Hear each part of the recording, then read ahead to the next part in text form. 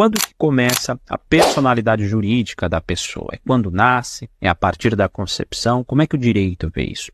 Existem aqui três principais teorias que explicam o início da personalidade jurídica, tá? A teoria natalista é a mais tradicional, que estabelece que personalidade jurídica começa do nascimento com vida.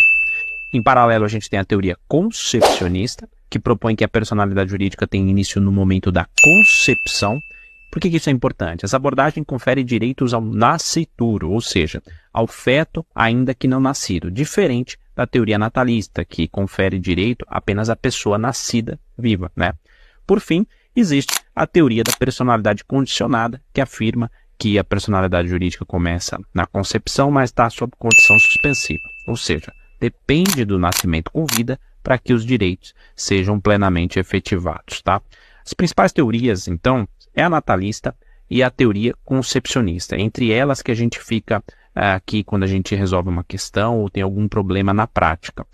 Qual teoria adotada no Brasil? Eu responderia que depende. Se a pergunta for segundo a lei, a resposta mais adequada, no meu entendimento, é a teoria natalista em razão da redação do artigo 2º, que diz que a personalidade civil da pessoa começa do nascimento com vida, tá? Mas na prática, as coisas não são tão simples assim. Se a pergunta for segundo a jurisprudência, aí eu responderia que a teoria adotada é a teoria concepcionista.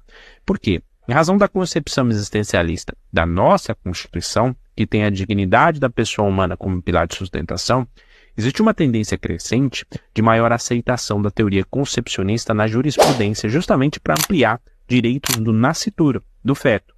Fala-se hoje, por exemplo, em princípio da proteção integral do nascituro, que nada mais é do que uma extensão do princípio da proteção integral da criança e do adolescente lá do ECA.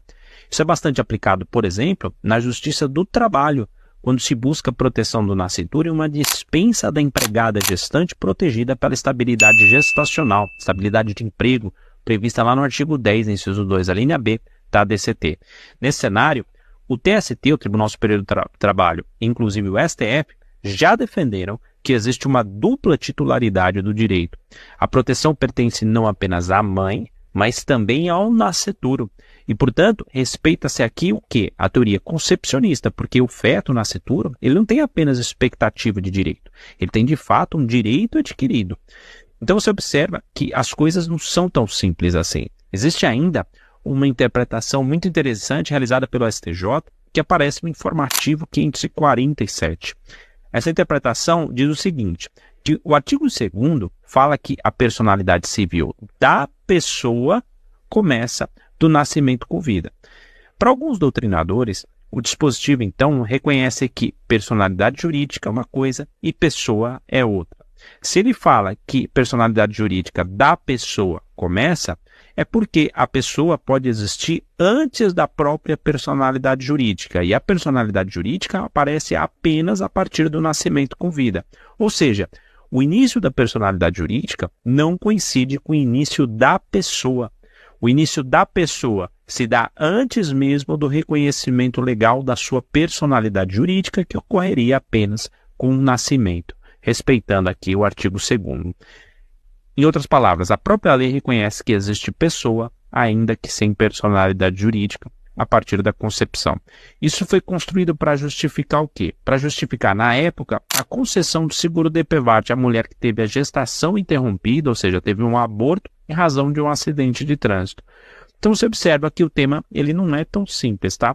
Porém, para uma prova objetiva, eu seguiria, sim, a teoria natalista pela redação do artigo 2º, mas por uma prova dissertativa, aí você vai precisar ter bagagem, porque é um dos temas mais complicados do direito.